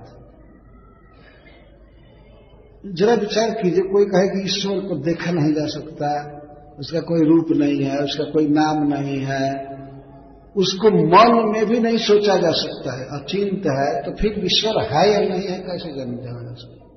प्रमाण क्या है? तो एक प्रकार से भगवान को न मानो, यही प्रचार है संसार में। और मानना है तो गुरु को मानो, खत्म हो गया है, क्योंकि गुरु प्रकट ईश्वर है और भगवान तो निराकार है, आएगा कि नहीं आएगा? अरे तो प्रकट है, ठगने वाला भगवान आ गया है, ये तो प्रकट है ना। यही चल रहा है दुनिया में। तो इन सब रहस्यों का उद्घाटन कुंती महारानी कर रहे हैं कि वास्तव में आप परम ईश्वर हैं, आप पर ब्रह्म हैं, आप अधोक्षर हैं, अव्यय हैं। पर हम स्त्रियां कैसे जान सकती हैं? आपको तो परमहंस जन, मुनिजन और अमलात्मा महान पुरुष ही जान सकते हैं, और उनके हृदय में भक्ति संचार करने के लिए ही आप ये सब लीलाएं करते हैं, अपनी ओर आकृष्ट करने के लिए। तो अब वे कहती हैं कि इसीलिए मैं तो आपकी भक्ति के योग्य नहीं हूं, मुझे भक्ति करने की कोई योग्यता नहीं है, अतः हे प्रभु मैं केवल आपको प्रणाम कर सकती हूं, अतः बार बार प्रणाम कर रही हैं। कृष्णाय वासुदेवाय देवकी नंदनाय च नंद गोप कुमाराय गोविंदाय नमो नमः। ये प्रत्येक चतुर्थी विभक्ति के बाद नमः शब्द लगेगा। कृष्णाय नमः, वासुदेवाय नमः, देवकी नंदनाय नमः, नंद गोप कुमाराय नमः, गोविंदाय नमो नमः नमः नमः। ये केवल नमस्कार कर रहे हैं। और वास्तव में भगवान की जितनी भी भक्तियां हैं, सबसे आसान भक्ति है प्रणाम करना। ऐसे उससे भी आसान है जप करना। हरे कृष्णा कृष्णा कृष्णा हरे हरे, हरे राम राम राम हरे हरे। तो श्री कुंती महारानी भगवान का नाम ले रहे हैं और प्रणाम कर रही हैं। सबसे पहले प्रणाम करते हुए कहते हैं, हे प्रभु मैं भक्ति योग से अनभिज्ञा हूं, मेरी बुद्धि नहीं है आपको समझने की, तो मैं तो केवल आपको प्रणाम कर रही हूं। हे कृष्ण आपको प्रणाम है। कृष्णाय, आप श्री कृष्ण नामक पर ब्रह्म हैं। उपनिषद में लिखा गया है कि पर ब्रह्म को ही कृष्ण कहते हैं, उनका एक नाम है। ये कहा गया है कि कृषि भूवाचक शब्द णच निर्वृत्तिवाचक तयोरैक्यम पर ब्रह्म कृष्ण इत्यभिधीयते। कृष का अर्थ होता है आधार और र का अर्थ है आनंद। जो आनंद के आधार है, निधान है, ऐसे परब्रह्म को कृष्ण कहा जाता है। ऑल अट्रैक्टिव, श्रील प्रभुपाद जी अनुवाद किए। परम आकर्षक। इस संसार में कौन वस्तु सबसे ज्यादा आकर्षण का विषय है? आनंद। प्रत्येक व्यक्ति आनंद चाहता है। श्री कृष्ण नख से सिख तक घनीभूत आनंद है, इसीलिए उनको कृष्ण कहा जाता है। तो हे परब्रह्म, हे सर्व आनंद के निधान, मैं आपको प्रणाम करती हूं। तो भगवान के इस प्रिय नाम को सबसे पहले रख रही है। भगवान के जितने भी नाम हैं सब में सिरमौर है या कृष्ण, कृष्ण नाम। और अमेरिका में जब श्रील प्रभुपाद जी ने अंतर्राष्ट्रीय श्री कृष्ण भावनामृत की स्थापना करना चाहा, international society for Krishna consciousness, तो उनके कुछ शिष्यों ने और उनके कुछ मित्रों ने कहा कि स्वामी जी, बेटर होता यदि आप international society for God consciousness कहते तो लोग ज्यादा ग्रहण करते हैं। International society for God consciousness. तो श्रील प्रभुपाद जी ने कहा नहीं, इस सोसाइटी का नाम रखने में भी भगवान का नाम आएगा कृष्ण, इसलिए कृष्ण ही रखा जाए। वो लोग कहे कि कृष्ण को कौन मानेगा, गॉड लिखेंगे तो कुछ लोग अट्रैक्ट होंगे। प्रभुपाद जी ने कहा कोई हो या न हो, ये कृष्ण ही शब्द रहेगा, इतना प्रिय नाम है। तो श्रील प्रभुपाद जी ने ये कृष्ण नाम ही रखा, international society for Krishna consciousness. और फिर भी भगवान की कृपा से यह सोसाइटी पूरे संसार में फैल चुकी है, बहुत प्रिय है। कुंती महारानी के मुख कमल से यह कृष्ण शब्द निकल रहा है, कितना अच्छा है। कृष्णाय नमः, हे कृष्ण, हे परब्रह्म, हे समस्त आनंद और आकर्षण के स्रोत, मैं आपको नमस्कार करती हूं। और कृष्ण की ये महिमा कह करके अब संबंध परक भी बात भूल नहीं रही है। ऐसा नहीं कि अपने संबंध को भूल गई, क्योंकि वो वास्तविक संबंध है बुआ का, भगवान का, भतीजे का, तो वो जा नहीं सकता है। तो संबंध परक संबोधन कर रहे हैं। वासुदेवाय, वासुदेव का अर्थ है वसुदेव के पुत्र। हे हमारे भाई के पुत्र, आपको नमस्कार। ये भतीजे की बुद्धि से नमस्कार नहीं कर रही है, परंतु वो भतीजा का भाव मन में तो है ही निरंतर, इसलिए वो आ रहा है। पर नमस्कार शब्द वो ऐश्वर्य की भावना से कर रही है कि आप वास्तव में ईश्वर हैं, आप भगवान हैं, लेकिन आप हमारे भाई के पुत्र बने हुए हैं, आपको नमस्कार करते। आप हमारे भैया के पुत्र के रूप में लीला कर रहे हैं। तो एक प्रकार से अपना संबंध जोड़ रही है बहुत निकट का, कि आप हमारे भाई के पुत्र बने हुए हैं, मैं आपका नमस्कार करती हूं। पर वास्तव में आप हमारे भतीजा नहीं, आप तो भगवान हैं, ये कहने का आशय है। इतना ऐश्वर्य छाया है मन में। कृष्णाय वासुदेवाय, हमारे भैया वसुदेव जी कितने भाग्यशाली हैं, कितने महान हैं कि परब्रह्म परमात्मा उनके पुत्र बने हुए हैं। दुनिया आगे उनको वसुदेव कहेगी, तो सब लोग वासुदेव कहते हैं। वासुदेव का मतलब वसुदेव जी का पुत्र है।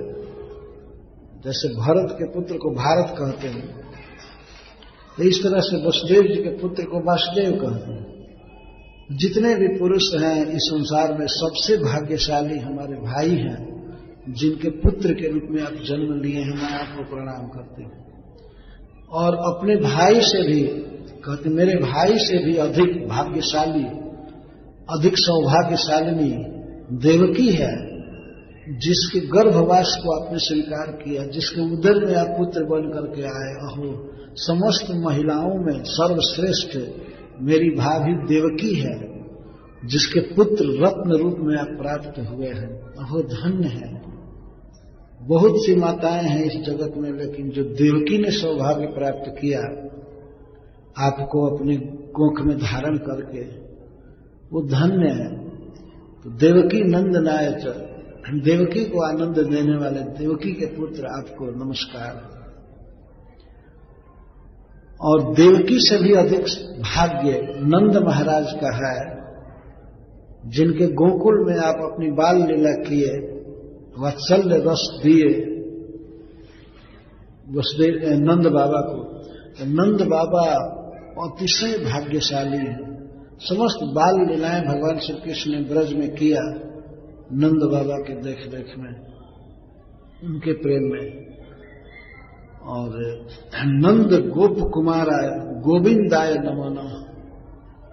बचपन में कुमारावस्था में आपने इस तरह नंद बाबा को ब्रजवासियों को सुख दिया, और किशोर अवस्था में गोविंदाय आपने अक्षय अनंत सुख दिया श्री गोपी जनों को। जब आपका गोविंद नाम पड़ा, आपने गोवर्धन धारण किया, ब्रज की रक्षा किया, और आप गोपियों के परम प्रियतम बनकर लीला किए। आपको मैं नमस्कार करती हूं। और मां यशोदा के विषय में तो स्पेशल एक श्लोक कहा है, बाद में वो आएगा, गोप्या ददे तय कृतागसिदाम तावत। तो इस संसार में सौभाग्यवती स्त्रियों में सबसे श्रेष्ठ श्री यशोदा हैं, जिनको आपने बाल लीला का अक्षय सुख दिया, जिनका स्तनपान किया, जिनके गोद में सोए, उसमें लाड़ लड़ाया, इस तरह से। तो यशोदा का बहुत बड़ा सौभाग्य। इस प्रकार से श्री कृष्ण का वर्णन उनके भक्तों के साथ जोड़ करके कर रही है। भगवान को ये पसंद है। यदि श्री कृष्ण को कोई कहता है कि श्री कृष्ण परमात्मा है, जगदीश्वर है, ये जगन्नाथ है, और बड़ी बड़ी उपाधि, तो भगवान उतना प्रसन्न नहीं होते हैं। जब किसी भक्त से संबंध जोड़ करके उनको पुकारा जाता है तो बहुत आनंद लेते हैं। जैसे पार्थ सारथी, पार्थ का अर्थ पृथा के पुत्र अर्जुन, अर्जुन के सारथी, या देवकी नंदन, देवकी का पुत्र वासुदेव, वसुदेव जी के पुत्र यशोदा नंदन। किसी भक्त के साथ संबंध जोड़ करके इनका नाम जो रखा जाता है वो उनको बहुत प्रिय लगता है। और ये प्रिय नहीं है केवल उनको जगदीश्वर कहना, ये कहना ओम जय जगदीश हरे केवल करने से बेटर है हरे कृष्णा कृष्ण कृष्ण हरे हरे राम हरे राम। अब भगवान तो जगदीश्वर हैं ही, इसमें संदेह थोड़े हैं। तो प्रेम इसको कहते हैं, भगवान से सहज स्नेह करना, उनको देने की भावना रखना, भगवान को हमें देना है, सुखी करना है, इसको प्रेम कहते हैं। यह प्रेम नहीं है कि भगवान से विनय करके और कहना कि सुख संपत्ति घर आवे, कष्ट मिटे तन का, दुनिया भर का धन हमारे घर में दे दीजिए और हमारा कष्ट मिटा दीजिए, ओम जय जगदीश हरे, हो गई आरती। यही प्रेम है। प्रेम तो देता है ना। वास्तविक प्रेम यशोदा जी का है, जो कृष्ण को खिलाने के लिए दही मथती है, कृष्ण को सुखी करने के लिए कई तरह से काम करती है। इस संसार में भगवान से प्रेम करने का ढंग ये है कि भगवान के अर्चा विग्रह की आराधना की जाए, उनको ड्रेस पहनाया जाए, उनकी आरती की जाए, खिलाया जाए, ये प्रेम है। इसको प्रेम कहते हैं। तो यहां पर श्रीमती कुंती महारानी भगवान श्री कृष्ण का वर्णन कर रही हैं, लेकिन इनके परिकरों के, इनके प्रेमियों के साथ। कृष्णाय वासुदेवाय देवकी नंदनाय च नंद गोप कुमाराय गोविंदाय नमो नमः। यह श्लोक बहुत प्रिय है वैष्णव समाज में।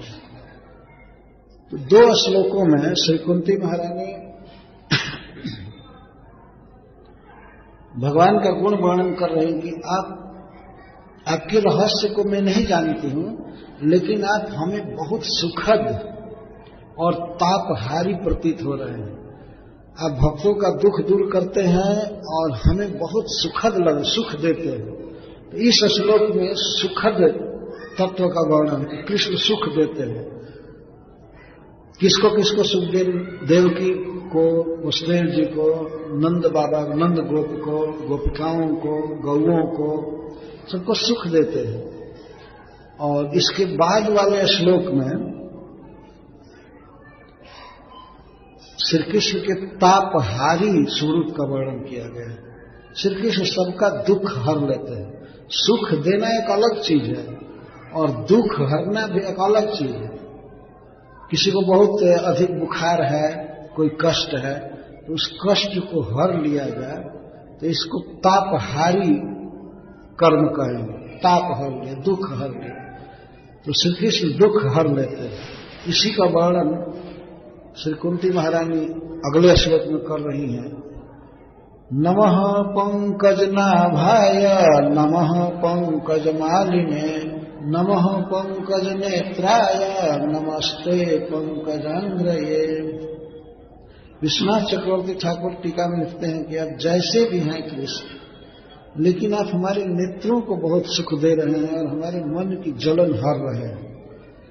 तो भगवान श्री कृष्ण के अंग का वर्णन कमल के रूपक से कर रही है। पंकज, पंक से जिसका जन्म हो उसको पंकज कहते हैं। कमल पंक से जन्म लेता है, कीचड़ से जन्म लेता है। जल के भीतर जो मिट्टी का भींगा हुआ अंश रहता है उसको कीचड़ कहते हैं, पंक। और पंकज, पंक जात जन्म जस तम पंकज। पंकज यहां से प्रारंभ कर रहे हैं, नाभि से, नाभि से चालू कर रहे हैं। नमः पंकज नाभाय। भक्त लोग जब भगवान को प्रणाम करते हैं तो प्रणाम प्राय चरण से चालू किया जाता है, चरण से चालू किया जाता है। लेकिन कुंती महारानी चूंकि भगवान की मां के समान है, बुआ है, तो उन्होंने सोचा कि अगर चरण से प्रणाम करूंगी तो कृष्ण लज्जा में पड़ जाएंगे। ये क्या हो गया बुआ को, मां एकाएक चरण छू करके प्रणाम करना है तो बुरा लगेगा।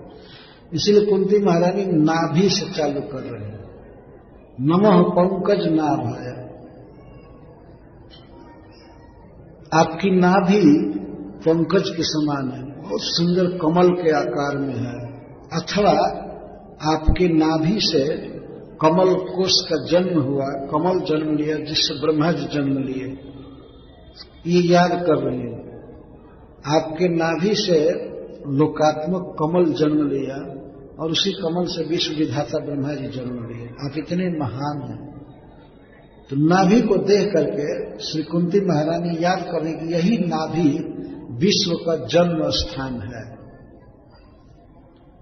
इस संसार में देखा जाता है कि नाभि, पेट ही मनुष्य के जन्म का स्थान होता है, मां के उदर से जन्म होता है। तो ये विश्व भी, पूरा विश्व, चर अचर, तीनों जगत, ये जन्म कहां से लिया है? भगवान के नाभि से। भगवान के नाभि से कमल, कमल से विश्व का जन्म हुआ, ब्रह्मा जी का जन्म हुआ। तो कुंती महारानी भगवान की महिमा का स्मरण कर रहे हैं। और दूसरा इसका अर्थ है कि भगवान श्री कृष्ण की नाभि कमल के समान सुंदर है, गंभीर है। नाभि मनोहर लेत जनु जमुन भंवर छरिछे। भगवान की नाभि का वर्णन आया है तो कहा गया जमुना जी में जैसे भंवर पड़ती है, जितनी सुंदर लगती है, उससे भी अधिक सुंदर भगवान की नाभि लगती है। जमुना जी में बहुत ऐसे भंवर पड़ती है। नाभि मनोहर लेत जनु जमुन भंवर छलछीन। तो मैं आपको प्रणाम कर रही हूं। आपकी नाभि पंकज के आकार की है, बहुत सुंदर, और आपके नाभि से इस विश्व का जन्म हुआ है। हे विश्व जनक, हे विश्व विधाता, आपको मैं प्रणाम कर रही हूं। नमः पंकज नाभाय, नमः पंकज मालिने। और आप पंकज की माला पहने हैं, आपको नमस्कार है। लगता है उस समय भगवान कमल की माला पहने थे। नमः पंकज मालिने, पंकज की माला धारण किए हुए प्रभु मैं आपको प्रणाम करता हूं। और इसका एक और अर्थ है, श्री कृष्ण के शरीर में सब जगह पंकज है, कमल है, पंकज की माला है। चरण में कमल का चिन्ह है, हाथ में कमल का चिन्ह है, उनकी आंखें कमल जैसी हैं, उनका मुख कमल जैसा है, सारा शरीर तो कमल जैसा है। अतः कुंती महारानी कहती हैं कि आप तो पंकज की माला ही धारण किए, सर्वत्र पंकज ही पंकज। भगवान के अंग की उपमा किससे दी जाए? इस संसार में कमल से बढ़ करके सुंदर और कोई चीज नहीं है। कमल में शीतलता होती है, सुगंध होती है, सुंदरता होती है, यद्यपि भगवान के अंग कमल से कोटि कोटि गुना अधिक सुंदर हैं, सुगंधित हैं, लेकिन फिर भी वर्णन करने के लिए कोई आधार चाहिए। अतः भक्त लोग भगवान के मुख की, हाथ की, चरण की उपमा कमल से देकर के वर्णन करते हैं, कभी कभी चंद्रमा से। जैसे मुखारविंद अरविंद कमल, चरणारविंद करारविंद। एक गीत में बिलमंगल ठाकुर लिखे हैं कि करारविंदे न पदारविंद मुखारविंदे विनिवेशयंत। भगवान बाल मुकुंद बटपत्र पर शयन करते हुए करारविंद ने अपने हाथ से अपने पदार अंगूठे को लेकर के मुखारविंद में लगाते, अपने अंगूठे को चूसते रहते। ये भगवान की लीला है बाल मुकुंद की। तो उनका हाथ भी अरविंद, उनका चरण भी अरविंद और मुख भी अरविंद। अरविंद था पंकज। तो इस तरह श्री कृष्ण पंकज की माला धारण किए हैं, सब जगह पंकज ही पंकज है। और नमः पंकज नेत्राय, और इसके बाद दृष्टि ऊपर जाती है। आपकी आंखें कमल से भी अधिक सुंदर हैं, आप कितना सुंदर हैं, आपको मैं प्रणाम कर रही हूं। ये सुंदरता की दृष्टि और है कि भगवान बहुत सुंदर है, उनके प्रति महिमा का भाव ही रख करके कह रही हूं। नमः पंकज नेत्राय, आपके नेत्र अतिशय सुंदर, पंकज से भी अधिक सुंदर है, आपको मैं प्रणाम करती हूं। अंत में रहा नहीं गया, जब प्रणाम कर ही रही है तो नमस्ते पंकजांग है, आपके चरण कमल के समान सुंदर है, मैं आपके चरणों में प्रणाम करूं। इस तरह लास्ट में चरण में प्रणाम करूं, शालीनता की, और भगवान को कोई संकोच न हो इसके लिए प्रणाम करूं। नाभि से चालू करके कंठ पर कमल मालिने और नेत्र, इसके बाद चरण। नमः पंकज नाभाय नमः पंकज मालिने नमः पंकज नेत्राय नमस्ते पंकजांग्रये। इस तरह भगवान को देख देख कर प्रणाम करना चाहिए। एक बार नेत्र को देखकर प्रणाम, चरण को देखकर प्रणाम, माला को देख कर प्रणाम, नाभि को कम से कम डीटी का दर्शन करते समय तो 4 बार तो भगवान को प्रणाम करना ही चाहिए। ये शिक्षा भी है। श्रील प्रभुपाद जी लिखे हैं teachings of queen Kunti, Kunti महारानी की शिक्षा। तो यह केवल प्रार्थना ही नहीं है, वास्तव में श्रीमती कुंती के मुख से बहुत बड़ी शिक्षा दी जा रही है। भगवान की भक्ति ऐसे करनी चाहिए। तो इसमें तापहारित्व स्वरूप का वर्णन किया गया है। कमल एक ऐसी वस्तु है जो किसी तप्त व्यक्ति के ताप को दूर करके शांति देता है। कमल के फूल को यदि आंखों से लगाने तो शीतलता मिलती है, छाती से लगाने शीतलता मिलती है। भगवान श्री कृष्ण ऐसे सुंदर हैं, ऐसे सुखद हैं कि उनका कोई चिंतन करे, दर्शन करे तो उसके जीवन के सारे दुख मिट जाते हैं, सारी जलन शांत हो जाती है। कुंती महारानी भगवान के इस सुखद और तापहारी स्वरूप का वर्णन करते हुए उन्हें बार बार नमस्कार कर रहे हैं। नमो नमः। नमो नमः ये विप्सा है, संस्कृत में इसको कहते हैं। 2 बार कहने का मतलब अनेक बार समझ लेना चाहिए। नमो नमः, नमो नमः, गोविंदाय नमो नमः, गोविंद को नमस्कार। ये है भक्ति। कितनी सरल भक्ति है, भगवान को अपने सामने रख करके और बार बार प्रणाम करना बहुत बड़ा सौभाग्य है। और आज के युग में तो इससे बहुत फायदा है कि भगवान को बार बार प्रणाम कोई करे तो उसको डायबिटीज और ब्लड प्रेशर भी नहीं होगा, अगर कई प्रणाम करे, है ना। नहीं तो ऐसे भारी शरीर रहता है और कुछ अच्छा नहीं लगता है। तो भगवान को प्रणाम करने से यह भी फायदा है। भक्ति तो हुई ही, इसके साथ आसन और व्यायाम हो गया है। इसमें आनंद के साथ प्रणाम करना चाहिए, आनंद के साथ, सुख के साथ। प्रत्येक कर्म पद जो उसमें दिया गया है, उसके बाद नमः नमः लगाना, नमः नमः लगाना, यह है भक्ति। तो श्री कुंती महाराज जी का दैन्य प्रकट हो रहा है कि मैं तो भक्ति के योग्य नहीं हूं, मैं तो केवल आपको प्रणाम भर कर सकती हूं, इतनी ही योग्यता है। इतनी महान स्त्री जिसे भगवान के बुआ पद को प्राप्त करने का सौभाग्य मिला, जो श्री कृष्ण को गोद में खिलाई थी, और जिस दिन श्री कृष्ण को उखल में बांधा गया गोकुल में, उस दिन कुंती अपने आंख से देखी थी इस लीला को। वो गई थी यशोदा के यहां, उसने आंख से देखा कि कृष्ण को बांधा जा रहा है और वो रो रहे हैं। माता यशोदा ने ज्यों ही रस्सी उठाया, ठीक है पीटूंगी नहीं लेकिन अब पशु की तरह बांध कर रखूंगी, ज्यों ही रस्सी लिया त्यों ही कृष्ण करके रोने लगे और उनके आंखों से आंसू चू रहा था, काजल को धो रहा था। श्री कृष्ण अपने एक हाथ से आंखों को पोंछ रहे थे तो गाल पर काजल फैल गया। इस दृश्य को कुंती ने अपने आंखों से देखा है, इसीलिए इस स्तुति में उसको प्रस्तुत कर रही है। आगे वह श्लोक आएगा।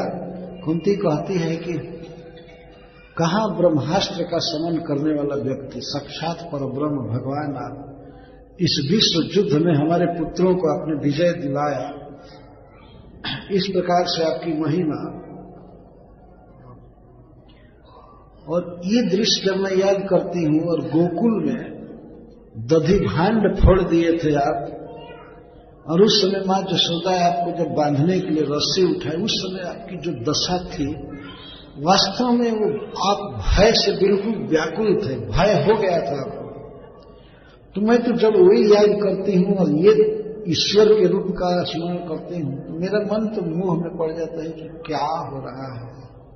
अगर ऐसा होता कि आप नाटक करते तभी सांत्वना थी, लेकिन नाटक नहीं था, झरझर आंसू झर रहे थे, आप रो रहे थे, वास्तव में आप भयभीत थे। तो एक प्रश्न उठता है कि जन्म कर्म सत्य है क्या है? शास्त्र तो कहता है कि आप अजन्मा हैं, आपका जन्म नहीं होता है और आप कोई कर्म नहीं करते हैं। लेकिन भगवान गीता में कहते हैं कि मैं करता हूं कर्म और जन्म भी लेता हूं, पर मेरा जन्म और कर्म दिव्य है। जन्म कर्म च में दिव्य, ये तो झूठा तो हो नहीं सकता। भगवान जन्म भी लेते हैं और कर्म करते हैं, ये तो सत्य है। तो फिर शास्त्र उनको अजन्मा और अकर्मा क्यों कहता है? एक में से दोनों बात सत्य, दोनों में से केवल एक बात सत्य होगी, वास्तव में उनका जन्म नहीं होता है और कर्म नहीं करते, ये बात सत्य है। अथवा जन्म कर्म, और जन्म लेते ही कर्म करते हैं, तो ये बात सत्य नहीं है। और ये सत्य है तो वो सत्य नहीं है, वो नहीं जन्म लेते हैं। लेकिन दोनों सत्य है, और जन्मा होते हुए भी वे जन्म ग्रहण करते हैं और अकर्मा होते हुए भी वे कर्म करते हैं। यही भगवान की विशेषता है। कुंती महारानी इसी तथ्य को पूरे स्तुति में प्रस्तुत करना चाहती है। अजन्मा ने जन्म लिया गोकुल में या मथुरा में, और अकर्मा ने, जिसको कर्म बंधन कभी बांधता नहीं है, जिसे किसी भोग को प्राप्त करने की इच्छा नहीं, जो सब तरह से पूर्ण है, वह कर्म करता है। द्वारका निर्माण आदि कर्म, या युद्ध से पलायन का कर्म, या दधि का मटका फोड़ने का कर्म, या गोचारण करने का कर्म, गोवर्धन धारण का कर्म, कालिए के फण पर नृत्य करने का कर्म, अर्जुन का सारथी बनकर रथ हाँकने का कर्म, ये सब करते हैं। पर सारे कर्म दिव्य हैं, अलौकिक हैं, अतः वे एक प्रकार से कर्म नहीं भी करते हैं।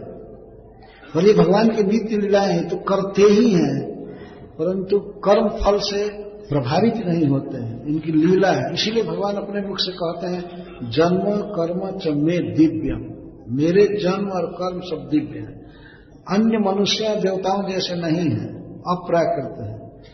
और भगवान यहां तक कहते हैं कि एवं यो वेति तत्वतः, जो व्यक्ति जानता है कि मेरा जन्म मथुरा में और या अन्य अवतारों में भी मेरा जन्म दिव्य है और मेरे कर्म दिव्य है, इस बात को जानता है, वह भी कर्म बंधन से मुक्त हो जाता है। तो जिसके जन्म और कर्म को जानने से दूसरे जीव कर्म बंधन से मुक्त हो सकते हैं, तो उनका जन्म कर्म मटेरियल कैसे हो सकता है? इस प्रकार कुंती महारानी भगवान के जन्म कर्म की प्रशंसा कर रही हैं और उसके स्वरूप को समझा रही हैं। देखिए भगवान के रूप का कितना क्लियर वर्णन आ रहा है।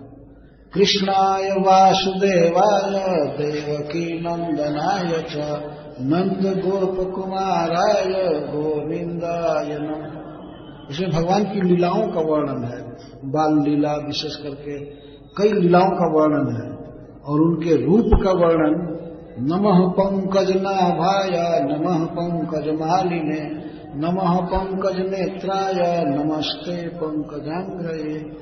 इसमें भगवान के परम सुंदर रूप का वर्णन है। पहले श्लोक में संबंध का लीला का वर्णन है, और दूसरे में इसमें नमः पंकज नाभाय भगवान के सुंदर रूप का। यही है कृष्ण कथा वास्तव में, भगवान के रूप, भगवान की लीला, गुण, चरित्र, अवतार आदि की बात कहना सुनना। अतः कुंती महारानी की प्रार्थना बहुत ही महत्वपूर्ण है। लॉस एंजलिस में श्रील प्रभुपाद जी 26 दिन प्रवचन किए थे इस अध्याय, और वो पुस्तक छपी हुई है, टीचिंग्स ऑफ क्वीन कुंती।